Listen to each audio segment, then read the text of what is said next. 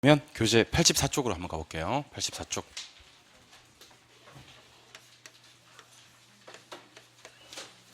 자, 수요 법칙과 공급 법칙. 항상 이제 수요 공급 같이 세트로 묶어서 공부하시면 공부하는 양을 절반 이상으로 줄여줄 수가 있습니다. 일단 제가 수요 법칙과 공급 법칙 공부하기 전에 법칙이라는 것에 대한 이해를 좀 시켜드리도록 할게요. 수요 법칙과 공급 법칙. 쉬는 시간에, 쉬는 시간에 하세요. 수요 법칙과 공급 법칙은 항상 PQ의 관계입니다. PQ의 관계. PQ의 관계를 수요 법칙과 공급 법칙이라고 합니다. 아직까지 수업 초반부라서 이제 수업 시간에 지켜야 될 에티켓 같은 게 약간 정립이 안 돼서 그런 것 같아요. 전화벨도 좀 많이 울리시는 것 같고 수업 시간에 대화를 시도하기도 하고 코를 풀기도 하고 그러니까 수업 시간에는 일단 다들 같이 수업 듣는 거니까 수업에 집중할 수 있도록 그렇게 좀 노력해 주세요. 서로. 알겠죠? 아시겠죠? 아시겠죠? 예.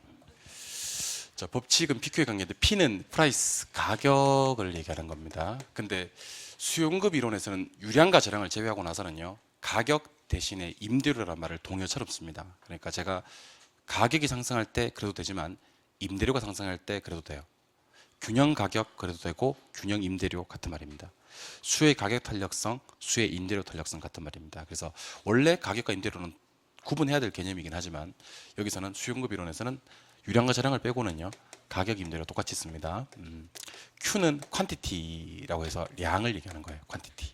그래서 앞으로 제가 여러분들한테 법칙이라고 얘기를 하거든. 법칙은 PQ의 관계, 가격과 양의 관계를 얘기하는 거고, 참고로 이제 디맨드라고 얘기를 하는 경우가 있고, 서플라이라고 얘기하는 경우가 있는데, 디맨드는 이제 수요를 얘기하는 거고요, 서플라이는 공급을 얘기하는 거예요. 그래서 혹시 제가 Q를 퀀티티 양이라고 했는데 Q 뒤에다가 D를 쓰면 양은 양인데 이제 수요량이 되는 거고요.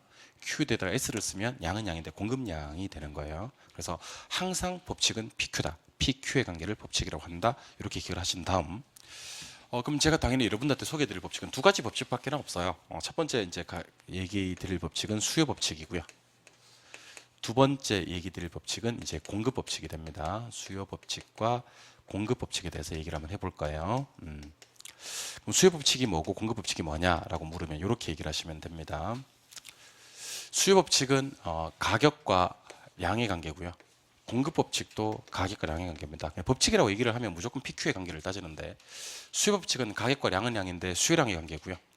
공급 법칙은 가격과 양은 양인데 공급량의 관계를 얘기하는 거예요. 근데 우리 아까 수요 공급을 정의하면서 수요 공급은 사후적 개념이 아니라 사전적 개념이라 그랬어요.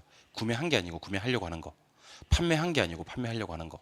그럼 사람들이 가격이 비싸지면요, 다들 적게 사려고 해요. 비싼데 누가 많이 사겠어요? 반대로 쌀 때 많이 사려고 해요. 그래서 가격이 상승하면 수요량은 감소하고요, 가격이 하락하면 수요량이 증가됩니다. 가격과 수요량은 반대 방향으로 움직여요. 가격이 상승하면 수요량은 감소, 가격이 하락하면 수요량은 증가. 반대 방향을 갖다 우리는 반비례 관계다라고 얘기를 하고요. 반비례는 한 글자로 역을 부호로 마이너스.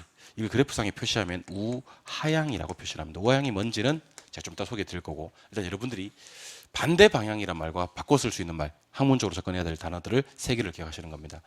가격이 올라가면 수요량은 줄고요, 가격이 내려가면 수요량은 늘어요. 가격과 수요량은 반대로 움직이는데 우리는 이것을 반비례, 한 글자로는 역, 부호로는 마이너스라고 합니다. 근데 공급 법칙은 그렇지 않습니다. 가격이 비싸지면 공급자들은 좋아요. 가격이 올라가면 많이 팔고 싶어요. 반대로 가격이 싸지면 돈이 안 되죠. 적게 팔고 싶어요. 그러니까 가격이 상승하면 공급량은 오히려 증가되고요, 가격이 하락하면 오히려 공급량이 감소되니까 가격과 공급량 사이 관계는 정비례 관계, 줄여서 그냥 비례 관계라 그래요. 비례 한 글자로는 정, 부호로는 플러스. 이를 그래프상에 표시하면 우상향하는 관계다라고 얘기를 합니다. 그래서 항상 머릿속에 법칙이 뜨면요, 손가락 두 개를 딱 꺼내서 PQ 이렇게 하시면 좋아요. PQ. 요 손이 가격이고요, 요 손이 양인데, PQ가 이렇게 움직이면 수요 법칙, PQ가 이렇게 움직이면 공급 법칙. 오늘 손가락 활용을 많이 할 거예요. 그래서 제가 여러분들한테 수요 법칙 얘기해 봐요, 또는 공급 법칙 얘기해 봐요, 그러면 우리 사이에 수요 법칙은 가격과 수요량 사이의 반비례 관계입니다, 그렇게 얘기하지 않아도 될 것 같아요. 앞으로 시간도 없고 막 그런데. 공급 법칙이 뭐예요? 그러면 가격과 공급량 사이의 비례 관계예요. 그러지 않았으면 좋겠어요. 수요 법칙이 뭐예요? 그럼 저한테 이렇게 하면 제가 여러분들 아는 걸로 간주할게요. 반대로 움직이니까. 공급 법칙이 뭐예요? 그러면 이렇게 하면 제가 여러분들의 공급 법칙 아는 걸로 추정하도록 하겠습니다. 이렇게 하면 이렇게 수요 법칙을 아는 걸로 간주하고 이렇게 하면 수요 법칙, 공급 법칙을 아는 걸로 제가 추정하도록 할게요. 알겠어요? 예. 그러니까 가격과 수요량이 반대로 움직이는 것을 수요 법칙, 가격과 공급량이 비례로 움직이는 것을 공급 법칙을 까먹으면 안 돼요. 나중에 우리가 수요와 공급의 탄력성이라는 걸 공부하거든요. 탄력성을 공부할 때 이런 얘기를 합니다. 아직은 안 배웠는데 한번 살짝 들어보세요. 이게 뒤에 가서 상당히 유명하기 때문에 그래요. 자, 수요의 가격 탄력성을 구하는 공식이 있거든요. 수요의 가격 탄력성을 구하는 공식은 가격 변화율 분의 수요량의 변화율이에요. 근데 시험 문제가 요즘에는 어떻게 나오는지 좀 알려드릴까요? 수요의 가격 탄력성이 2다 이렇게 나와요. 수요 가격 탄력성이 2다. 그리고 가격이 4% 상승했다 이렇게 나와요. 가격이 3% 상승했다. 그 다음에 수요량이 얼마나 변할까? 이렇게 문제가 나와버리는 거예요. 옛날에는 가격이 4% 상승하고 수요량이 8% 감소되면 탄력성이 얼마입니까? 이렇게 문제가 나왔었는데 요즘에는 가격이 4% 상승하고 탄력성이 2고 수요량이 어떻게 변하면 이렇게 나온다니까. 근데 지문 1번과 지문 2번만 잘 보세요. 이 중에 답을 제가 만들 건데 하나는 8% 증가가 나오고요. 하나는 8% 감소가 시험에 뜬다니까. 그럼 여러분 7번 보세요. 4, 2 얼마예요? 8%가 중요한 게 아니란 얘기예요. 8%는 지문 두 개 다 있으니까. 그러면 보세요. 가격이 뭐 있으니까? 상승했으니까. 수량은 뭐 돼야 돼? 감소돼야 된다. 그래서 정답은 1번이 2번이에요. 2번이 정답이거든요. 근데 상당히 많은 수험생들이 8% 증가를 답으로 시작한다니까. 진짜요.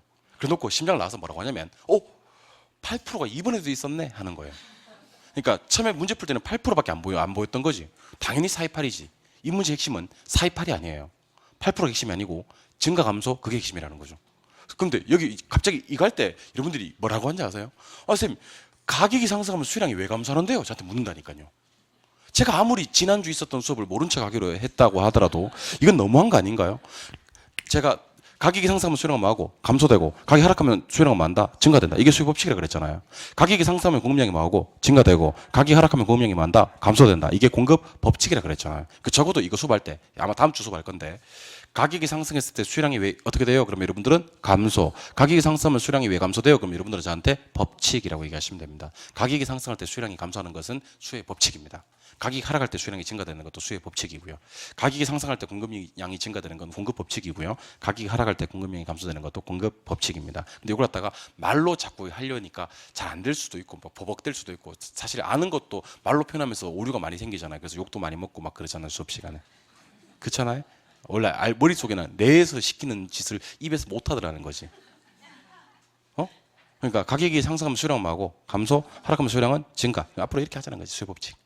가격이 상승하면 공급량은 뭐 증가, 가격이 하락하면 공급량은 뭐 감소. 앞으로 공급 법칙 이렇게 하자는 거지. 그러니까 저는 수요 법칙 이렇게, 공급 법칙 이렇게 했으면 좋겠어요. 근데 그보다 더 중요한 게 우상향, 우하향이라는 표현을 썼어요. 제가 우상향, 우하향. 이거는 그래프를 이해하셔야 됩니다. 여러분들 시험장 가서 제 결혼 수업은 시험장에서 그래프를 그리지 않고 문제 푸는 방법을 자꾸 알려드릴 거예요. 그래프 그리지 않아도 돼요. 근데 볼 줄 알아야 돼요. 그래프 볼 줄 알아야 돼요. 안 그리는 거는 좋은데 볼 줄 알아야 됩니다. 여러분들 안 그리는 거랑 못 보는 거랑은 달라요. 못 봐서 안 그리는 거랑 볼 줄 아는데 안 그리는 거랑은 다른 거라는 거지. 아무튼 볼 줄 알아야 돼요. 집안 보세요.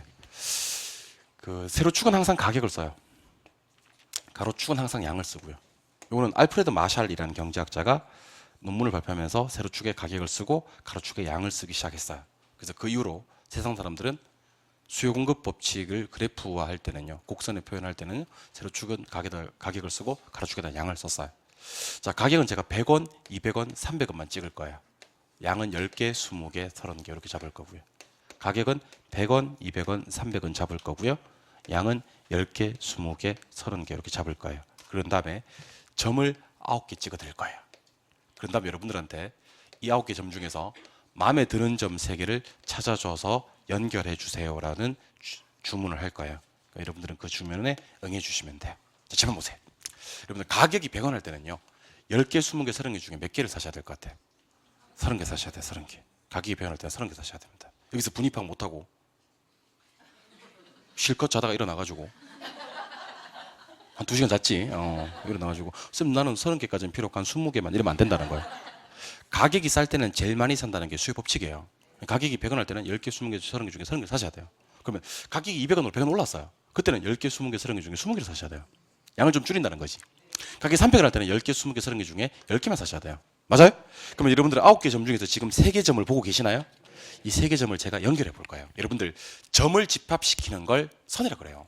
요 점을 집합시키면 선이 되는데 요 선이 요런 선이 나와요. 보고 계시냐? 이 선을 우리가 그 유명한 수요곡선이라고 합니다. 수요곡선이라고 하는데 점을 집합시킨 게 선이니까 이것의 모양이 우측으로 하면서 점점 내려와요. 그래서 우리는 이것을 우하향이라고 그래요. 우하향이 별개에 있는 게 아니야. 모양이 수요곡선의 모양은 우측으로 하면서 점점 내려오는 모양입니다. 그래서 수요곡선을 그릴 때는 꼭 이렇게 그리셔야 돼요. 이렇게 그리시면 안 돼요. 이렇게 그려도 이 그림 나오는데 이렇게 그리시면서 항상 우하향이라고 하셔야 됩니다. 그래프를 그릴 때는 항상 우측으로 하면서 그립니다. 우하향. 그러면 공급곡선 한번 그려볼게요. 말을 다르게 해도 공급 법칙은 다르니까. 가격이 변할 때는 이제 파실 거예요? 라고 물어볼 거예요. 변할 때는 10개, 20개, 30개 중에 몇 개만 파실 거예요? 10개만 파셔야 돼요. 그래서 아까는 30개라도 이제는 왜 10개밖에 안 돼? 그러면 안 돼요. 아까는 수요 법칙이었고 이거는 공급 법칙이거든. 200원 할 때는 몇 개? 20개 조금 많이 파시고 300원 할 때는 몇 개? 30개 조금 더 파시는 거예요. 그러니까 이 점 3개를 연결할 거예요. 연결하면 이렇게 됩니다. 이렇게. 보고 계세요? 이게 그 유명한 공급 곡선이 서플라이 커버가 되고요. 이것의 모양은 우측으로 하면서 점점 올라갑니다. 우리 이것을 우상향이라고 해요. 그래서 저랑 우리 부동산학 개론 시간에 우하향이란 말을 몇 번 할 거예요. 한 두세 번 할 거예요. 우상향이란 말도 한 두세 번 할 거고. 이것은 비단 수요 공급 이론에서뿐만 아니라 저 뒤에 가시면 투자론이나 입지 선정 이론이나 시장론이나 이런 데서도 우하향, 우상향을 얘기할 거예요. 제가 어디 가서 얘기할 건지는 비밀이에요. 그때 가서 얘기할 거니까 일단 개론 시험에 우하향이 뜨면 비례 반비례. 반비례 한 글자로 역, 부호로 마이너스를 나타내는 거예요. 우리 개론책에 우상향이란 말이 뜨면 무조건 비례 한 글자로 정, 부호로 플러스를 얘기하는 겁니다. 자, 그러면 우리가 지금 수요곡선은 이렇게 우하향으로 그리는 거 이해하셨어요? 궁극곡선은 우상향으로 그리는 거 이해하셨죠? 그럼 이걸 갖다가 만나게 한번 해보겠습니다. 지금까지는 수요곡선 따로, 궁극곡선 따로 그렸는데 수요곡선과 궁극곡선을 우리 얘들 이제 그만 만나게 해줍시다. 좀 떨어져 있었는데. 자, 세로축은 항상 뭐라 그랬죠? 가격. 가로축은 항상 양이라 그랬죠. 수요곡선 한번 그려보세요. 허공에다 대고. 그려보세요. 수요곡선. 어떻게? 그렇지. 수요곡선 이렇게 그려요. 그럼 여러분 딱 보니까 이거 수요곡선 같아요? 어떻게 수요곡선인지 알았어요? 우하향하니까. 공급곡선 한번 허공에다 대고 그려보세요. 한번. 그려봤어요? 네. 여기 이제 우상향이라서 공급곡선이 되는 거예요. 이때 수요곡선과 공급곡선이 만나는 점이 보일 텐데요. 이 점을 갖다 우리는 균형이라고 불러요. 그리고 균형에서는 두 가지 결정이 됩니다. 두 가지가. 첫 번째는 균형에서 결정되는 가격을 우리는 균형 가격이다 그래요. 세로축은 가격이라 그랬잖아요. 맞아요? 그럼 가로축은 항상 양이라고 했는데 균형에서 결정되는 양을 뭐라고 할까요? 균형양이라고 얘기를 합니다. 그럼 제가 여러분들 이해를 돕기 위해서 가격 100원, 가격 200원, 가격 300원이라고 한번 써볼게요. 양 10개, 양 20개, 양 30개라고 써볼게요. 여러분들 가격이 어떤 사정으로 인해서요 균형이 변해가지고요 이렇게 올라가기도 하고 내려가기도 하고 그럴까요? 예. 가격이 올라가는 걸 가격 상승했다 그래요. 가격이 내려오는 것을 가격 하락했다 그러고요. 그래서 가격은 어떻게 표현하냐면 항상 상승 하락이라는 표현을 써요. 가격은 절대로 증가 감소라는 표현을 쓰지 않아요. 가격은 올랐다 내렸다는 좋아요. 상승 하락은 좋다고요. 근데 가격은 늘었다 줄었다고 얘기하잖아요. 즉 증가 감소라고 얘기하지 않는다고요. 가격은 상승 하락이라고 얘기를 합니다. 양은요. 양은 20개에서 30개 될 수도 있고 20개에서 10개 될 수도 있겠죠. 20개에서 30개 되는 것은 양이 증가되었다고 얘기를 하고요. 20개에서 10개 되는 것을 양이 감소되었다고 얘기를 합니다. 양은 절대로요. 상승 하락이라는 표현을 쓰지 않아요. 양은 증가 감소라는 표현을 써요. 그래서 여러분들 이렇게 생각하시면 됩니다. 가격은 세로축을 담당하고요. 읽을 때 상승 하락이라고 읽어요. 양은요. 가로축을 담당하고요. 읽을 때 증가 감소라고 얘기를 하시면 돼요. 그래서 잘 봐요. 자, 요건 가격 상승이라 그래요. 요거는 가격 하락이라 그래요. 요건 양 증가라 그러고요. 요건 양 감소라 그래요. 이해하셨어요? 자, 그러면 지금부터 한번 해볼게요. 자, 균형점이 여기 잘 있다가 잘 살고 있다가 균형점이 여기로 갔어요. 이때는 가격은 상승한 거고 양은 증가된 거예요. 가격은 왜 상승했는데 그럼 올라갔으니까. 양은 왜 증가됐는데 그럼 오른쪽 갔으니까. 이거 말고요. 세 개가 더 있어요. 여러분들에게는 세 번의 기회가 더 있는 거예요. 자, 가격은요 하락한 거예요. 양만 증가된 거예요. 괜찮아요. 여러분들에게는 두 번의 기회가 더 있어요. 얘가 여기로 갔어요. 가격은 하락, 양은 감소한 거예요. 가격은 하락, 양은 감소. 얘가 여기로 갔어요. 가격은 상승, 양만 감소한 거예요. 그래서 가격 상승, 양 증가, 가격 하락, 양 증가, 가격 하락, 양 감소, 가격 상승, 양 감소 이렇게 읽으시면 돼요. 근데 이거 말고요. 네 개가 더 있어요. 그래서 점은요. 총 몇 개를 찍냐면 8개를 찍어요. 8개를 다 읽을 수 있어야 돼요. 한번 보여드릴게요. 얘가 여기로 갔어요. 그럼 가격은 상승, 양은 불변이라고 합니다. 양은요, 왼쪽도 오른쪽도 가지 않았으니까. 느낌 있는 오신 분들만 대답하세요. 얘가 여기로 갔어요. 가격 하락에 양 불변 이렇게 얘기를 합니다. 느낌 없는 분들은 가만히 계세요. 얘가 여기로 갔어요. 가격 불변에 양만 증가된 거예요. 가격은 위로도 아래도 가지 않았거든요. 가격은 불변하고 양만 증가된 거예요. 얘가 여기로 갔어요. 그럼 가격 불변에 양 감소. 그래서 여러분들 지금은 조금 시간이 걸리더라도요. 나중에는 제가 점만 딱딱딱딱 찍잖아요. 그럼 상당히 빨리 얘기할 수 있습니다. 이게 뇌를 거치지 않고 입에 바로 반응하게 할 수 있어요. 열심히 노력하시면. 가격 상승 양 증가, 가격 불변 양 증가, 가격 하락 양 증가, 가격 하락 양 불변, 가격 하락 양 감소, 가격 불변 양 감소, 가격 상승 양 감소, 가격 상승 양 불변 이렇게 할 수 있는 훌륭한 사람이 빨리 되었으면 좋겠어요. 알겠죠?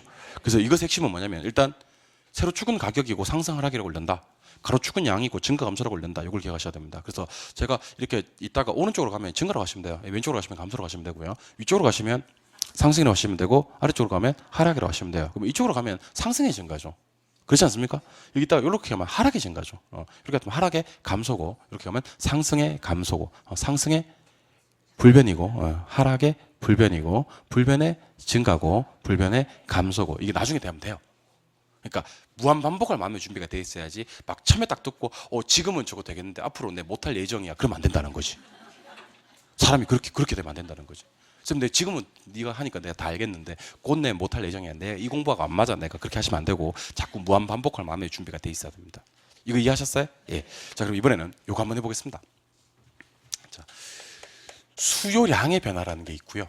수요의 변화라는 게 있습니다. 수요량의 변화와 수요의 변화. 자, 글자가 한 끗 차이예요. 량이 있고 없고 차이예요. 둘 다 수요를 출발해가지고 수요량, 수요. 과연 수요량의 변화는 뭐고 수요의 변화는 뭘까에 대한 고민을 한번 해볼 거예요. 먼저 수요량을 변화시키는 원인은 해당 재화의 가격이에요. 해당 재화의 가격. 한 개밖에 없어요. 여기에는 수요 곡선상에서 점의 이동으로 표시가 된다라고 얘기를 해요. 자, 그래프에 표시를 해볼까요? 그래프에 표시를 하면 여기 세로축이고 가격, 여기 가로축이고 양. 수요 곡선은 아까 어떤 모양인데 우하향인데 이렇게 움직이는 게 있어요. 이렇게. 이걸 갖다가 우리는 수요량의 변화라 그래요. 그럼 수요량의 변화는 이 수요 곡선을 벗어나 안 벗어나? 안 벗어나지. 그래서 곡선상에서 점이 움직인다 이렇게 얘기를 하는 거예요. 수요의 변화는 뭐냐면 해당 재화 가격 이외가 변하는 거예요. 가격 이외란 말은 뭐 말고 나머지? 가격 말고 나머지를 얘기하는 거예요. 이 안에는 어떤 거 있냐면 좀 이따 배우시겠지만 소득도 있고 인구도 있고 뭐 예상도 있고 대체재 보완재 가격도 있고 뭐 그래요. 금리도 있고 이런 것들은 수요 곡선상에서 점 이동하는 게 아니고 곡선 자체가 이동을 한다 그래요. 곡선 자체가 이동한다는 말은 무슨 말이냐면 자 7번 보세요. 세로축이 가격이고 가로축이 양일 때 수요 곡선은 우하향하는 모양을 하고 있는데 얘가 막 이렇게 이동하는 거예요. 이렇게. 근데 우리가 방금 배운 게 하나 있어요. 곡선 자체가 좌측 우측으로 가는데 우측으로 가면 뭐라 그랬죠? 증가. 이거는 얘기해야 돼요. 우측으로 가면 증가. 좌측으로 가면 감소. 그래서 수요 곡선이 우측으로 이동하는 것은 수요의 증가, 수요 곡선이 좌측으로 이동하는 것은 수요의 감소 이렇게 얘기를 합니다. 여기서 중요한 게 시험에서는 수요 증가를 찾으시오라고 나올 수도 있어요. 근데 수요 곡선을 우측으로 이동시키는 요인을 찾으시오라고 나오는 경우가 더 많습니다. 수요 곡선 우측으로 이동시키는 요인 찾으시오라는 말은 수요량의 증가가 아니라 수요의 증가를 얘기하는 거예요. 수요 곡선을 좌측으로 이동시키는 요인을 찾으시오. 기출 문제였습니다, 실제로. 그럼 수요 곡선 좌측으로 이동시키는 요인을 찾으시오 하면 수요 감소를 찾아야 되는데 이때 절대로 나서는 안 되는 말이 가격이에요. 가격은요, 수요 곡선을 좌측으로 우측으로 보내지 않습니다. 곡선상에서 점을 이동시키는 요인입니다. 이해하셨어요? 수요 곡선상에서 점을 이동시키는 요인이지 곡선 자체를 좌측이나 우측으로 이동시키려면 가격 말고 나머지 것들이 나와야 된다는 걸 명심하셔야 돼요. 근데 제가 여기서 이렇게 많이 강조를 해도요, 나중에 제가 이렇게 얘기를 해요. 아파트 가격이 하락하면요, 아파트 가격이 하락하면 수요 곡선은 좌측 갑니까? 우측 갑니까? 이렇게 물어요, 제가. 아파트 가격이 하락하면 수요 곡선 좌측 가냐 우측 가냐 물으면 우측 간대. 그대가 깜짝 놀라면서 왜 우측 가요? 그러면 법칙 그래요. 가격이 하락했으니까 수요량이 증가되지 않겠나? 그러면서 증가되는 건 우측이니까 우측 그렇게 얘기를 해요. 법칙 그렇게 얘기를 하고. 그렇다고 그래놓고 맞춘 줄 알고 이렇게 우쭐해해요. 네가 그걸 물을 줄 알았어. 내가 대기하고 있었지 이렇게. 근데 내가 막 그런 상황을 내가 또 못 견디겠어요. 여러분들 수요 곡선이 좌측이나 우측으로 가려면요, 일단 가격은 빼고 얘기해야 돼요. 가격은요, 수요의 변화가 아니라는 거예요. 수요량의 변화, 유일한 요인입니다. 수요량을 변화시키는 요인은 아파트 가격 하나밖에 없다는 얘기입니다. 얘는 곡선을 좌측으로도 보내지 않고 우측으로 보내지 않고 곡선상에서 점을 이동시키는 요인입니다. 근데 이걸 틀리는 사람들 어떤 사람들이냐면, 이거는 아주 기본이거든요. 수요응급이로서 아주 기본인데 공부를 갖다 1년 동안 했던 사람들이 시험장에 가서 그런 짓을 해요. 아파트 가격이 떨어지면 수요 곡선이 좌측 가냐 우측 가냐를 고민하는 거예요. 아파트 가격이 떨어지면 좌측 가요 우측 가요?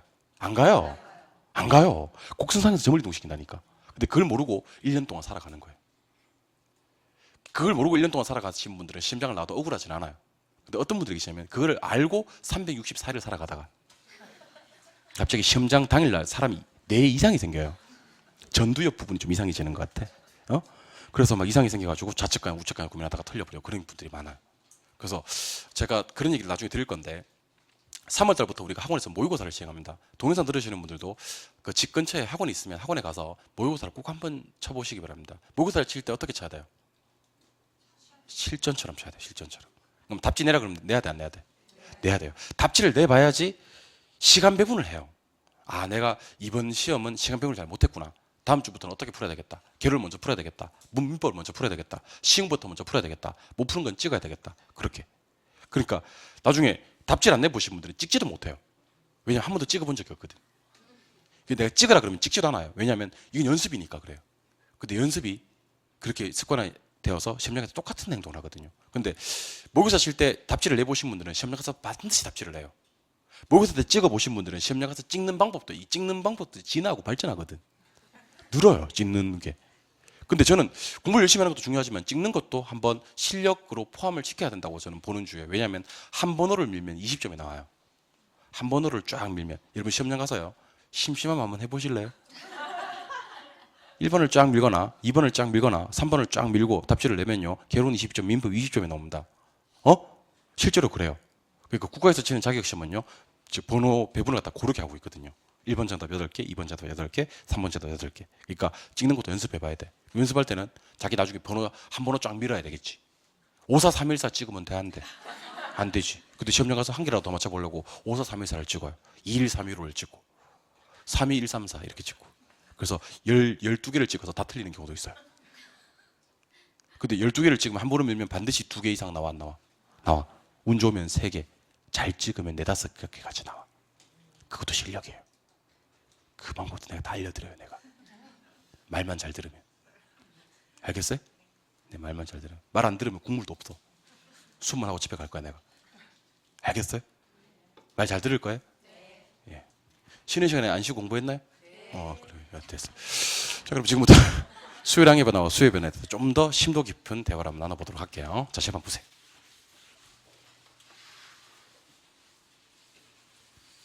자, 특정 지역에 가보니까 아파트 가격이, 자, 잘 보세요. 이거 지금 바로 이해해야 돼요. 이런 것들은. 아파트 가격이 5억이래요. 이때 아파트 수요량이 20개래요. 아파트 가격이 5억일 때 아파트 수요량이 20개래요. 근데 아파트 가격을 5억 하던 걸 6억으로 올렸어요. 아니, 그럼 대답하세요. 아파트 가격이 5억에서 6억으로 가면 수요량이 20개에서 10개가 되겠어요? 30개가 되겠어요? 10개가 되겠지. 가격 올라가면 수요량이 주니까. 그게 뭐죠? 수요? 법칙이죠. 가격을 5억에서 4억으로 떨어뜨렸어요. 그럼 수요량이 20개에서 30개로 늘어요. 그럼 방금 제가 소개해드린 거, 자 보세요. 아파트에 뭐가 변해서? 가격이 변해서 아파트에 뭐가 변하고 있어요? 수요량이 변하고 있죠. 요것만 3글자로 수요량의 변화라 그래요. 무엇의 변화? 근데 지금은요, 여러분들 아파트 가격 5억에다 손댈 생각하지 마세요. 이제는 아파트 가격을 5억으로 고정시킬 거예요. 고정시키고 사람들 소득을 증가시켜 버릴 거예요. 소득을 증가시켜 버리면 20개에서 30개 될 수 있어 없어? 있지. 가격 가만히 있어도 소득이 늘면 20개에서 10개 될 수 있어 없어? 있지. 소득을 줄여들면. 자, 이번에는 인구가 많아지면 수요가 늘고 인구가 적어지면 수요가 주나요? 금리, 부동산은 고가성이 있다 그랬잖아. 금리가 떨어지면 수요가 늘고 금리가 올라가면 수요가 줄고 그래요? 예. 이번에는 가격 예상. 따라해봐요. 가격 예상. 자, 방금 제가 가격 예상이라 그랬죠? 여기서 중요한 글자는 가격일까 예상일까? 그렇지. 예상이 중요합니다. 예상. 선생님 가격 있잖아. 그러면 안 되는 거예요. 가격은 안 중요한 거예요. 여기서는. 예상이 중요한 거지. 뭔 말인지 보여드릴게요. 현재 아파트 가격이 5억이에요. 근데 사람들이 미래에 예상을 하기 시작합니다. 가격이 6억이 될 것이라고. 또는 가격이 4억이 될 것이라고. 그래서 우리 왜 전문가 찾아가서 이렇게 부동산 전망 같은 거 듣고 하잖아요. 그러니까 부동산 투자해서 돈 많이 버는 사람들은요, 항상 중개업소를 갖다가 제 집 드나들듯이 드나들어요. 커피를 갖다가 자기 집에서 안 먹고 항상 중개업소에 가서 뭐 커피를 먹어요. 싼 매물 나온 거 있어요? 뭐 이런 식으로. 아무 중개업소 가는 걸 갖다가 두려워하지 않아요. 그런 사람들은 중개업에서 돈 많이 벌어요. 전문가의 도움을 계속 받으니까. 내년은 어떨 것 같아요? 올해는 지금 이 정책이 뉴스 보니까 이런 정책이 나왔던데 어떤 것 같아요? 그럼 중개업자가 대답을 해줘야 되니까 둘 다 상승 작용이 발생하는 거예요. 자기는 그 뉴스를 못 봤거든. 그래서 집에 가서 공부하고. 그건 뭐 저도 아직 그 뉴스 못 봤는데 내일 정도 얘기해 드릴게요. 그렇게 하고. 실제로 그런 분들 많아요. 중개업소에서 죽치고 앉아 계신 분들이 많아요. 진짜 많아요. 나중에 기업하시면 커피 많이 사놓으세요. 알겠죠? 맥심 모카 골드 노란색 많이 사놓으셔야 돼요. 손들 많이 와서 자꾸 커피만 먹고 가고 그래요. 근데 그런 사람들이 나중에는 다 내 진짜 손님이 되는 거예요. 실제로 중개를 하는 손님이 되는 거지. 자, 근데 보세요. 가격이 6억이 될 것이라고 예상을 해요. 질문. 가격 변했어요, 안 변했어요? 안 변했죠. 현재 가격이 5억이잖아요. 단지 나는 6억이 될 것이라고 예상을 하는 것 뿐이잖아요. 그러면 6억이 될 것이라고 예상하는 순간 지금 가격은 비싸요, 싸요? 싸죠. 그러니까 지금 가격이 변하진 않았는데 6억이 될 것이라고 예상하는 순간부터 지금 가격은 싸 보이죠. 수요가 어떻게 돼요? 증가돼요. 그러니까 오르기 전에 미리 산다라는 느낌? 됐어요? 근데 가격이 앞으로 보니까 사게 될 것 같아요. 사는 사람 입장에서는 지금 가격이 싸 보여, 비싸 보여, 갑자기. 원래는 정상적으로 보였던 가격이 사게 될 것이라고 예상하는 순간부터 지금 가격이 비싸 보이죠. 그러면 지금 사요, 안 사요? 그러니까 이렇게 이해하시면 돼요. 가격이 오를 거라고 예상하면 팔을 위로 뻗으면 되지. 가격이 오를 거라고 예상하면 지금 가격 뭐 하니까? 싸니까 수요가 뭐하고 증가되고, 가격이 내릴 것이라고 예상하면 지금 가격이 많으니까 비싸니까 수요가 뭐하지? 감소되지. 요거는 천배울 때 잘 배우세요. 그러면 앞으로 공부 안 해도 돼요. 근데 천배울 때 잘 못 배우시면 나중에 나올 때마다 공부해야 돼요. 가격이 오를 거라고 예상했을 때 어떻게 했었지? 자, 가격이 내릴 거라고 예상했을 때 어떻게? 자, 보자. 이렇게 되는 거지. 그럼 다시 한번 생각해 봅시다. 가격이 오를 거라고 예상하면 팔을 위로 뻗어요? 그럼 지금 가격 비싸, 싸, 수요, 증가. 가격이 내릴 것이라고 예상하면 지금 가격 변하지 않았어도 내릴 거라고 예상하는 순간부터 지금 가격이 어떻게 돼? 비싸, 수요가 뭐 돼? 감소되지. 예상 이해하셨어요? 이번에는 중요한 거 할 거예요. 빌라 가격. 빌라 가격. 자, 빌라 가격이 5억이에요. 자, 보고 계세요? 아파트 가격 얼마? 5억. 빌라 가격 5억. 근데 여기서 중요한 건 아파트와 빌라를 지금 이 시간부터 제가 대체제라고 얘기할 거예요. 자, 따라해봐요. 대체제. 오늘 처음 나오는 얘기는 아닌데 대체제 다시 한번 소개해드리겠습니다. 성질이 비슷해서 바꾸어 쓸 수 있는 재화. 즉 같은 값일 때 어떤 걸 선택해도 차이가 없는 재화를 우리는 대체제라고 합니다. 같은 값일 때 어떤 걸 선택해도 차이가 별로 없는 재화를 대체제라고 합니다. 그래서 지금 이 시간부터 이렇게 합시다. 여러분들, 제가 아파트 가격이 5억이고 빌라 가격이 5억일 때 둘 중에 뭐를 선택하실 건데요? 둘은 대체제인데요. 이렇게 얘기를 하면 여러분들은 저한테 아무거나 이렇게 얘기해 주셔야 돼요. 여기서 분위기 파악 못하고 좀 너는 아파트 그러면 안 돼. 그러면 안 돼. 아시겠어요? 한번 해볼까요? 콜라 가격이 500원이고 사이다 가격이 500원이고 둘은 대체제예요. 그럼 뭐 드실 거예요? 그렇게 해야지 돼요. 쌤, 나는 콜라 한 잔만 이렇게 하면 안 된다는 거. 대체제는 같은 값일 때 어떤 걸 선택해도 차이가 없다. 그래야지 내용 출발할 수가 있어요. 여러분들 문제 맞추는 거 배워야 되죠, 저한테. 그러니까 자꾸 수업 시간에 다 알면서, 나쁜 사람들이 있어요. 우리 수험생들 중에서 다 알면서 막 걸고 넘어지는 사람이 있어요. 유도리 없는 사람들. 근데 밤에 잘 때 그런 사람들 나중에 혹시 자격증 따더라도 중개업 할 때 잘 되지 말게 해주소서 하고 잘 잠들어요. 그런 사람들. 내 꿈은 또 이루어지고 막 그러더라. 그러니까 수업 시간에 제가 뭘 의도하는지 알았으면 그게 맞게 얘기를 해주셔야 돼요, 여러분들. 그게 원활한 수업 진행에 도움이 되는 거잖아. 그렇잖아요? 다시 한번 할게요. 아파트 5억이고 빌라 5억인데 둘은 대체제예요. 뭐 사실 거예요? 그런데 빌라 가격이 6억이 됩니다. 빌라 둘은 대체제인데 6억이 됩니다. 변했어요, 안 변했어요? 아니, 아파트 가격이 변했냐고 안 변했냐고. 안 변했는데 빌라 가격이 변해버리니까 상대적으로 아파트 가격이 비싸 보여, 싸 보여? 아파트 사, 안 사? 이제 사지. 여기서 또 분위기 파면 또 실컷 자다 일어나가지고 쌤, 나 이제 또 아무거나 그러면 안 된다는 거지. 같은 가격일 때는 아무거나 사더라도 빌라 가격이 6억이 되어버리는 순간 뭐 사셔야 돼? 아파트 사셔야 돼. 이해하셨어요? 즉 무엇이 변해도 되냐면 대체제 가격이 변해도 돼. 내 거 가만히 있고. 무슨 가격이 변해도? 대체제. 물론 좀 이따 자매품으로 보완제도 나옵니다. 대체제나 보완제 가격이 변해도 아파트 수요량이 변하는데 여기서 잠깐. 방금 제가 소개해드렸던 이런 것들이 변해서 이런 것들이 변해서 아파트 수요량이 변하는 것은 더 이상 수요량의 변화라고 하지 않는다는 거예요. 이것은 무엇의 변화라고 하냐면 수요의 변화라 그래요. 무엇의 변화? 이건 수요의 변화라 그래요. 그러면 수요량을 변화시키는 원인과 수요를 변화시키는 요인을 시험에 나오는 단어들로 또는 문장들로 정리해 볼 필요가 있겠네요. 그죠? 자, 수요량을 변화시키는 요인은 이렇게 얘기를 해요. 해당자와의 가격. 그럼 대답해 보세요. 여기서 해당자는 누가 될까요? 아파트가 되겠죠. 해당자와의 가격이 변해서 해당자와, 즉 아파트의 수요량이 변하는 것은 무엇의 변화? 수요량의 변화. 그럼 이번에는 해당자와 가격 이외가 변해서, 해당자와 가격 이외가 변해서 아파트의 수요량이 변하는 것은 수요량의 변화예요, 수요의 변화예요? 수요의 변화라고 얘기를 하는 거예요. 근데 여러분들 이렇게 얘기할까 봐 제가 좀 약간 겁이 나는데요. 자, 들어보세요. 자격시험은 한치 오차도 없어야 돼요. 지금 오지선다 중에 약 대충 알면 2개밖에 못 떨어뜨려내요. 지금 5개 중에. 좀 아는 편이야. 그럼 3개밖에 못 떨어뜨려내. 근데 2개 중에 하나를 잘못 찍으면 틀리는 거잖아요. 그러니까 어차피 이용하는 거 좀 확실하게 알죠? 알겠어요? 확실하게. 자, 그러면 수요량을 변화시키는 원인은 뭐예요? 그랬을 때 가격. 수요를 변화시키는 요인은 뭐예요? 그러면 가격 이외. 이러지 말았으면 좋겠어요. 왜 안 물었는데 대답해서 틀리고 그래요? 자, 수요량을 변화시키는 원인은 가격, 수요를 변화시키는 요인은 가격 이외. 그러지 않았으면 좋겠다고요. 그럼 뭐라고 했으면 좋겠냐면 수요량을 변화시키는 원인은 해당자와의 가격 그랬으면 좋겠어요. 뭐요? 아무리 귀찮아도 해당자와의 가격 했으면 좋겠어요. 수요를 변화시키는 요인은 가격 이외 그러지 말고 뭐? 해당자와 가격 이외 그랬으면 좋겠다고요. 이유가 뭔지 아세요? 얘 때문에 그래요. 얘 때문에. 온리 얘 때문에 그래요. 대체재 가격은 끝날 때 뭐로 끝났어요?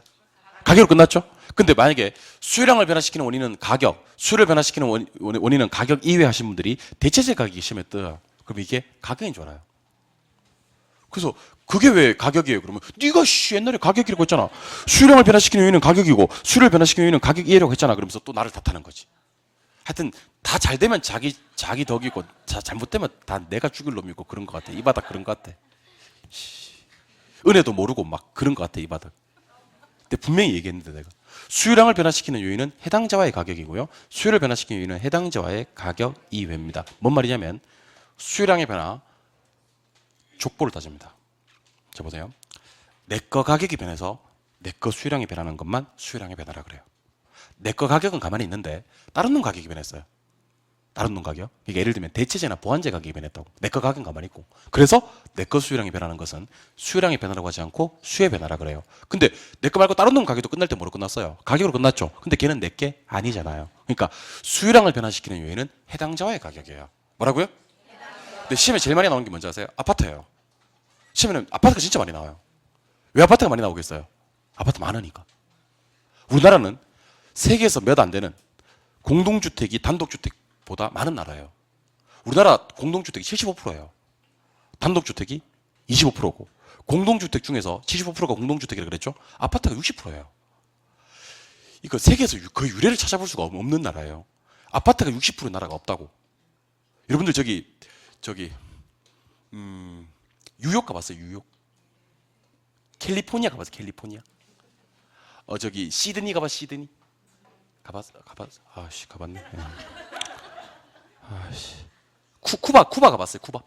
안 가봤지? 베네수엘라 이런데 전부 다 단독주택이 다 많아요. 공동주택이 많지 않다고. 그러니까 우리나라만 그러니까 아시아의 몇 나라만 공동주택 비중이 높아요. 그러니까 우리 시험에 아파트 많이 나온다. 아파트. 그러면 자 이렇게 나와요. 아파트 수요량을 변화시키는 요인과 아파트 수요를 변화시키는 요인을 여러분들이 저한테 얘기하세요. 이제 아파트 수요량을 변화시키는 요인은 뭐예요?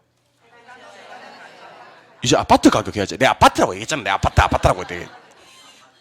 아파트라고 내가 아파트라고 내가 지금 같이 아파트 수요량을 변화시키는 요인은 뭐예요? 아파트 가격. 맞아요? 아파트 수요를 변화시키는 요인은 뭐예요? 아파트 가격 이외. 그럼 혹시 빌라 가격이나 토지 가격이 변하는 것은 수요량의 변화다, 수요의 변화다? 가격으로 끝났는데 왜 수요의 변화예요? 걔는 아파트가 아니니까 이렇게 얘기하셔야 되는 거예요. 실제는 어떻게 적용하는지 알겠어요? 그러니까 지금 이 시간부터 좀 귀찮아도 해당자만 붙이면 되잖아. 수요량을 변화시키는 요인은 해당자와의 가격. 수요를 변화시키는 요인은 해당자와의 가격 이외. 혹시 시험에서 대체재 가격이나 보완재 가격이 변해서 내 것 수요량이 변하는 것은 수요량의 변화다, 수요의 변화다?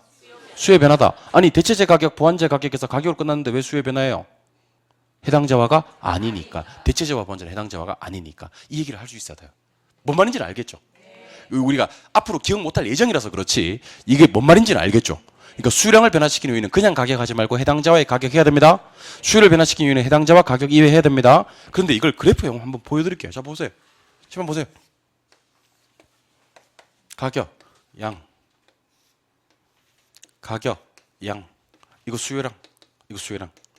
자, 아까 설명드린 거니까 대답해 주세요. 수요곡선은 어떤 모양? 우하양. 자꾸 하다 보면 늘어요. 수요곡선 어떤 모양?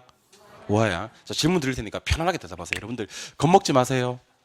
편안하게 대답하세요. 자, 틀려도 지랄하지 않을 테니까 여러분들 편안하게 대답하세요. 우리 그 쌤들이 자꾸 틀리고 그러면 너무 윽박 지르면서 수업을 하는 것 같아요. 그 윽박 지르는 것도 그 수업 재미를 위해서 그러는 거예요, 여러분들. 진짜 막 그 대답하는 뭐 오답하는 걸 못 견디고 그래서 그 지랄하는 쌤 한 명도 없어요. 알겠죠? 예. 그래도 뭐 지랄은 지랄이니까. 자, 칠판 한번 보세요. 가격이 100원 할 때는 몇 개 사셔요? 30개 샀어요. 30개. 300개 아닌데 30개. 다 내가 죽일 놈이에요. 내가 다 새로 쓸게요. 여기. 내가 잘못한 거예요, 이건. 그러니까 200원 할 때는요. 20개, 20개. 300원 할 때는요. 10개. 조금 어려운 거 해볼까요? 150원 할 때는요. 25개. 내가 할게. 예. 250원 할 때는요. 15개. 자, 방금 보세요. 뭐가 변했어요? 해당 자와의 가격이 변했죠. 그럴 때는 뭐가 변했어요? 수요량이 변했죠. 맞아요? 이것을 무엇을 변화라고 하는데? 수요량의 변화라고 하는데 절대로 수요곡선을 벗어나요? 안 벗어나요? 안 벗어나죠. 얘는 곡선상에서 점이동으로 표시가 돼요. 이해하셨어요? 근데 수요의 변화 보여드릴게요. 잘 봐요. 가격 200원일 때 수요량 몇 개? 20개. 맞아요? 자, 지금부터 여러분들 저한테 가격 200원에 손댈 생각 하지 마세요. 가격 200원은 가만히 놔둘 거거든요. 그럼 뭐를 변화시킬 거냐면 가격 200원을 변화시킬 겁니다. 가격 200원 가만히 놔두고 소득 증가시킬게요. 소득 증가시키면 요 200원 라인에서 200원 라인 보이세요? 20개에서 30개 될 수 있어 없어? 있어. 예. 200원 라인에서 20개 10개 될 수 있어 없어? 있어. 그러면 요 점들을 다 연결해 보는 거예요. 그럼 이렇게 돼요. 이렇게 된다고? 이렇게. 우리 이것을 어떻게 이동한다고 얘기하면 곡선 자체가 이동한다고 얘기하는 거예요. 이해하셨어요? 그럼 수요가 변할 때는 곡선 자체가 이동하죠? 오른쪽으로 가면 뭐라고요? 증가. 왼쪽으로 가면 뭐야? 감소. 나중에는 시험에 어떻게 나오냐면 수요 곡선이 우측 이동했다, 좌측 이동했다 이렇게 출제하는 출제원도 있고 맘씨 좀 고약한 출제원들은 어떻게 출제하냐면 수요 곡선이 우상향 이동했다, 좌하향 이동했다 그래요. 이때 상과 하가 중요한 거예요? 우와 자가 중요한 거예요? 우하자. 그러니까 우상향 좌하향이 나오더라도 우상향 좌하향이라 나오더라도 상과 하는 빼고 우와 자만 기억하셔도 돼요. 뭔 말인지는 알겠죠?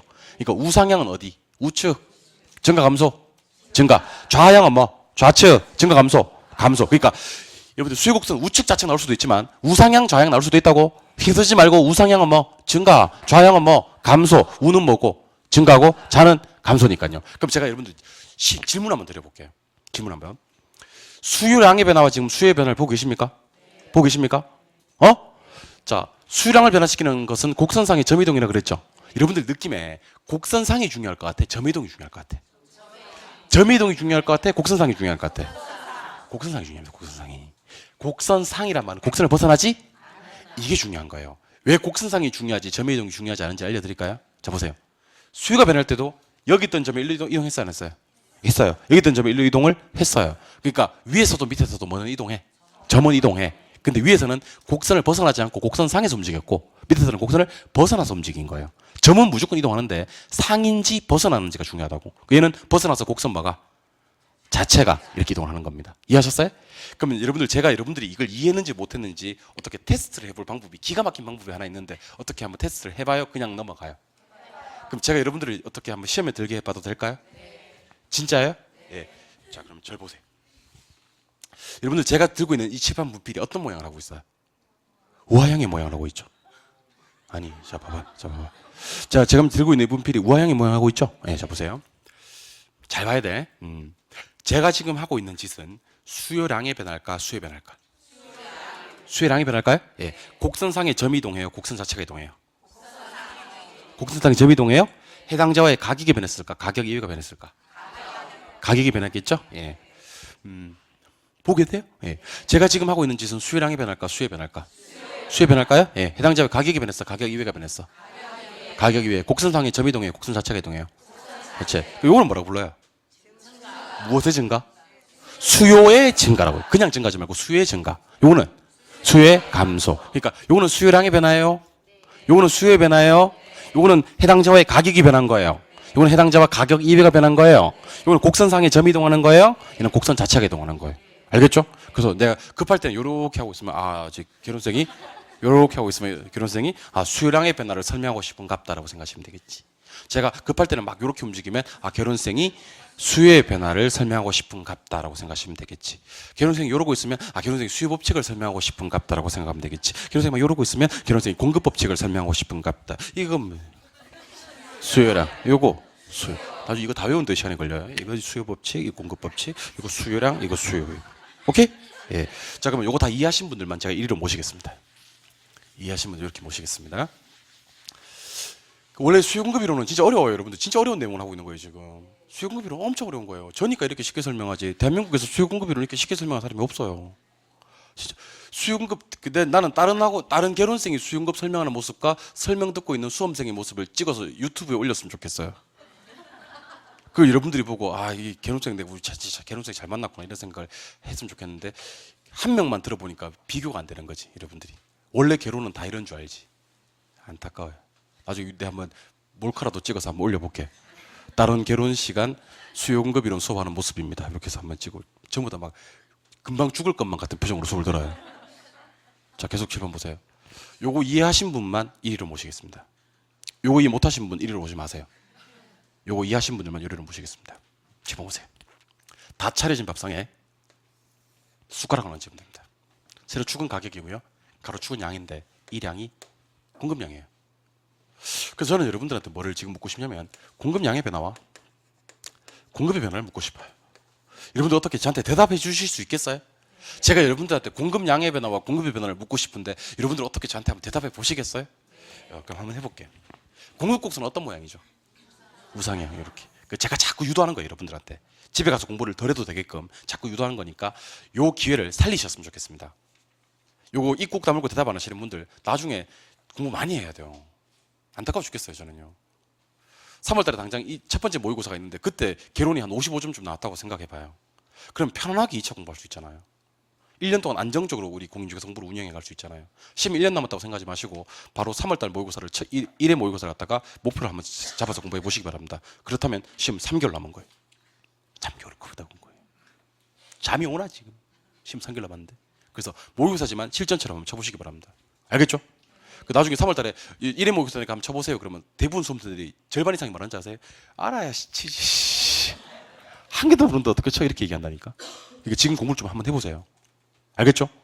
지금도 가방만 들고 왔다 갔다 하시는 분들 여러분 그러시면 안 돼요. 공인중개사 공부 그렇게 하시는 거 아니에요. 집에 가서 최소한의 복습. 공인중개사 시험에 합격하기 위해서 합격에 필요한 절대 시간이라는 게 있어요. 필요로 하는 최소 공부 시간이라는 게 있다고. 그건 좀 해주세요. 1월, 2월 달에는 최소 오전반 분들은 한 2시간 정도만 따로 공부를 좀 시간을 내세요. 하루에 2시간. 하루에 2시간. 할 걸 다 하고 남는 시간에 공부하려고 하지 말고 2시간을 공부를 하고 나머지 시간 다른 걸 하세요. 알겠죠? 그러려면 이제 드라마 같은 거 TV 같은 거 보면 안 돼. 좀 속세와 인을 좀 끊어. 알겠죠? 내가 재밌는 일이 있고 그러면 내가 얘기해 줄게. 알겠어요? 윤식당이에요, 윤식당. 너무 재밌어요. 얘기해 줄 테니까. 지난주 1회 했거든, 1회. 예, 우리 이해하는데. 진짜 너무 재밌어요. 7번 보세요. 해당 재화의 가격이 변해요. 보고 계세요? 그래서 공급량이 변해요. 이것은 무엇의 변화? 공급량의 변화. 맞아요? 그럼 한번 해볼까? 해당 재화의 뭐가 변해서? 가격이 변해서. 이거 해당 재화란 말 써줘야 돼요. 예. 어떻게 움직이겠어, 이거? 곡선상에서 점이동을 해요. 맞아요? 곡선상이 중요해요? 점이동이 중요해요? 해당 재화 가격 이외가 변해서 공급량이 변하는 것은 무엇의 변화? 네? 공급의 변화. 공급의 변화는 해당 재화 가격 이외가 되겠네. 맞나요? 그럼 얘는 곡선상에 점이 이동하겠어요? 곡선 자체가 이동하겠어요? 곡선 자체가 이동하겠어요? 예, 곡선 자체가. 곡선이 좌측 우측 이렇게 이동하겠네요? 예. 그러면 요거는 가격이고 요거는 가격 이외고 얘는 곡선 자체가 이동하는데 이렇게 갈 수도 있고 이렇게 갈 수도 있어요? 예. 이렇게 가면 우측이잖아요. 그럼 뭐야? 증가. 이렇게 하면 좌측이잖아요. 이건 뭐야? 감소. 물론 이것도 시험에 나올 때 어떻게 나오기도 하냐면 우하향 이동, 좌상향 이동 이렇게 나오기도 한다고요. 근데 우하향, 좌상이 의미가 없다고. 우하향에서는 뭐만 기여? 우. 좌상향에서는 좌. 우측 가면 증가. 좌측 가면 감소. 그러니까 아까 수요량의 변화와 수요의 변화 했잖아요. 다 차려진 밥상에 숟가락만 하나 딱 얹으면 돼요. 한번 해볼게요. 자 보세요. 여러분들 요거 뭐예요? 수요량의 변화예요. 이상 소리 하지 말고 이상 소리 하지 말고 이거 수요량의 변화예요? 예. 뭐가 변했을까? 해당 자와의 가격이 변했겠죠. 어떻게 움직입니까 이게? 곡선상에서 점이 동합니다. 맞아요? 여러분 이거 무엇의 변화? 수의 변화. 이거 해당 자와 가격 이외. 이거 어떻게 이동? 곡선 자체인데 이거 수요의 증가. 이거 수요의 감소. 잘 봐야 돼요. 자 이렇게. 이거 무슨 곡선? 공급곡선. 이게 왜 공급곡선인가요? 우상향이니까. 이거 무슨 곡선? 수요곡선. 이게 왜 수요곡선인가요? 왜? 이거 무슨 곡선? 공급곡선. 이게 왜 공급곡선인가요? 우상향이니까. 자, 제가 지금 하는 짓은 무엇의 변화? 공급량의 변화. 해당 자의 뭐가 변해서? 가격이 변해서 곡선상의 점이동이 나타납니다. 이건 무엇의 변화? 공급의 변화. 이상한 소리 하지 말고 이상한 소리 하지 말고. 공급의 변화. 해당 자와 가격 이외 곡선 자체가 변하는 겁니다. 그러면 4개네 4개. 이거 수요 법칙. 이상한 소리 하지 말고 수요 법칙. 수요량은 무슨 수요량? 이게 무슨 수량인데 이게. 수요 법칙. 이거는 공급 법칙. 이거는 수요량의 변화. 이거는 수요의 변화. 요거는 공급량의 변화. 이거는 공급의 변화. 이렇게 하실 수 있어야 됩니다. 알겠죠? 그러니까 수요량의 변화와 수요의 변화를 알면서 공급량의 변화와 공급의 변화를 모르는 건 이상한 거예요. 둘 다 알거나 둘 다 모르면 정상인데 선생님 나는 저거는 이해가 되고 이거는 이해가 안 되고 그럼 비정상이세요. 견적이 안 나와 어떻게 해결해야 될지. 부디 둘 다 모르거나 둘 다 아는 사람이 되시옵소서. 알겠죠? 한 개만 알고 한 개를 모르면 이상한 거예요. 이거는. 왜냐하면 다 차려진 수요량의 변화와 수요의 변화의 밥상에 공급량의 변화와 공급의 변화는 다 차려지면 숟가락을 얹으면 되는 거거든요. 이해하셨나요? 그러면 여기서 문제 하나 낼게요. 우리는 수요량의 변화와 수요의 변화 중 하나 더 해볼까요? 예.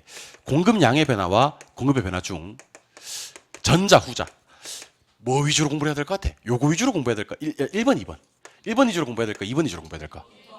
왜 1번, 2번 중에서 몇 번? 2번. 몇 번?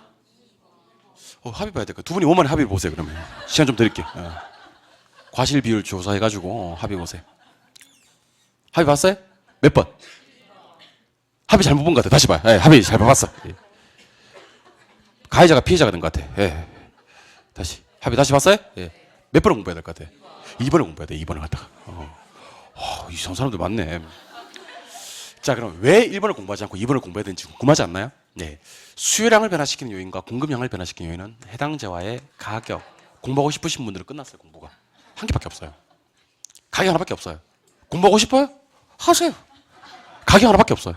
근데 수요를 변화시키는 요인과 공급을 변화시키는 요인, 해당 재화 가격 무수히 많을 거란 얘기예요. 가격 이외. 그러면 수요량과 공급량 공부할 필요가 따로 없는 게 가격 하나밖에 없으니까.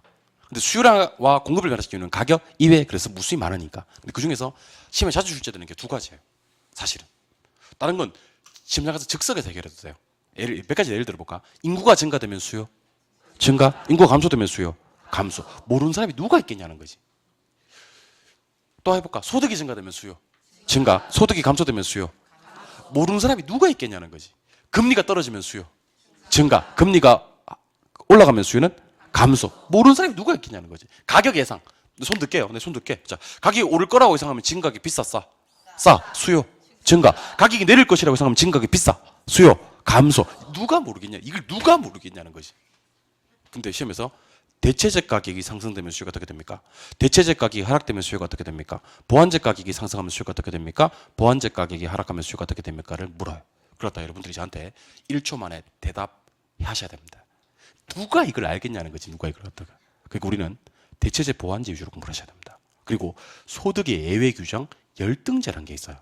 그래서 정상제만 공부할 게 아니라 정상적인 자만 공부할 게 아니라 열등제에 대해서도 공부를 하셔야 됩니다. 궁금하지 않나요?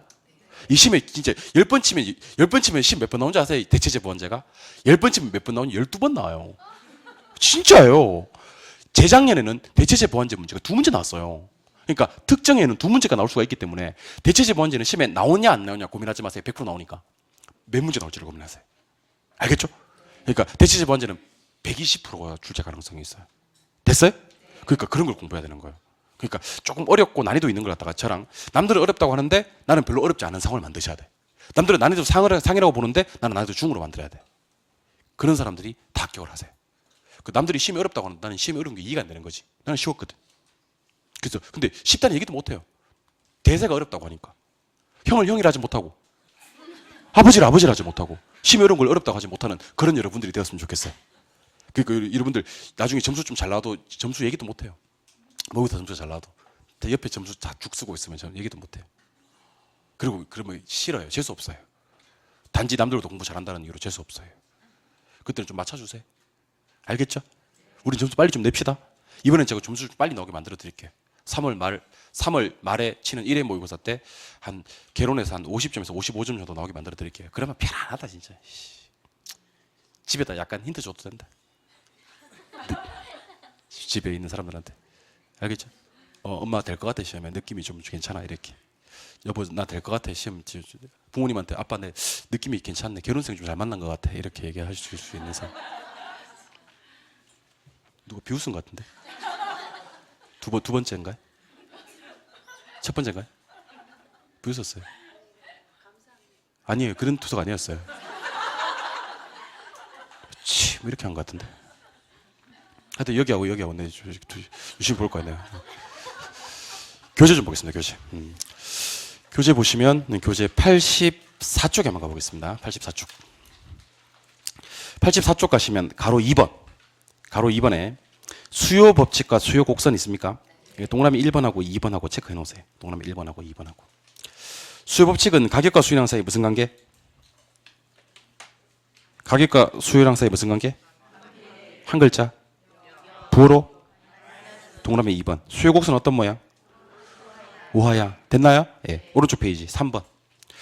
수요량의 변화와 수요의 변화라고 돼 있습니까? 예, 오른쪽 페이지 3번. 그 별표 하나 때려주세요. 별표 하나 때렸어요? 예, 그럼 대답해 주세요. 수요 가로 1번으로 내려갑니다. 수요량을 변화시키는 요인은 뭐죠? 그냥 가격 하지 말라 그랬잖아 내가. 해당제와의 가격. 어떻게 움직입니까? 곡선 상에서 점의 이동. 맞나요? 예. 수요를 변화시키는 요인은 뭔가요 그러면? 해당제와 가격 이외. 어떻게 움직입니까? 곡선 자체가 이동합니다. 근데 수요가 증가될 때는 우상향 이동한다 그랬죠? 근데 우상향 몰라도 되고 어디? 우측. 수요가 감소될 때는 수요 곡선이 좌하향 이동한다 그랬죠? 근데 좌하향 다 몰라도 되고 뭐요? 좌측 이렇게 하셔도 됩니다. 한 장 넘기시면 가로 3번에 무엇의 변화 요인이라고 돼 있어요? 그럼 우리 아까 수요량과 수요 중에서 뭐가 중요하다 그랬어요? 왜 수요가 중요해요? 수요량을 변화시키는 요인은 가격 하나밖에 없으니까. 수요를 변화시키는 요인은 가격 이외 무수히 많으니까 여기다가 별표 2개 때려주세요. 가로 3번. 그럼 수요를 변화시키는 요인은 시험에 나와 안 나와? 나오는데 잠깐 요거 보류하고요. 책을 조금만 넘겨볼게요. 책을 조금만. 왔다 갔다 해서 죄송한데요. 교재 페이지 95쪽으로 갑니다. 자, 95쪽에 가시니까 3번 제목. 공급량의 변화와 공급의 변화 찾았어요? 95쪽에 공급량의 변화와 공급의 변화 찾았어요? 찾았으면 얘기해 주세요. 공급량을 변화시키는 요인은 뭐예요? 해당제와의 가격. 어떻게 움직여요? 곡선 상에서 점의 이동. 맞아요? 두 번째 가로 2번 제목이 뭐예요? 공급의 변화. 얘는 해당제와 가격 이외 곡선 자체가 이동하는데 공급이 증가될 때는 우하향. 우하향 필요 없어. 우측 하시면 돼. 공급이 감소될 때는 좌상향. 좌상향 필요 없어. 좌측 하셔도 돼. 맞아요? 근데 이 중에서 우리 공급량의 변화 위주로 공부할까? 공급의 변화 위주로 공부할까? 공급. 한 장 넘기시면 가로 3번에 공급의 변화 요인이라는 표현이 있나요? 거기다가 별표 1개.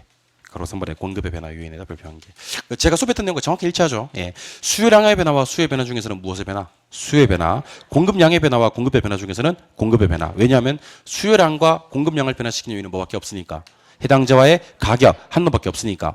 수요의 변화와 공급의 변화는 해당제와 가격 이외 무수히 많으니까 걔네들 위주로 공부한다. 기억나시죠? 예, 그럼 좀 쉬었다가 수요의 변화와 공급의 변화 정말 중요한 내용 시작하게 되겠습니다. 쉬겠습니다. 마지막 한 시간.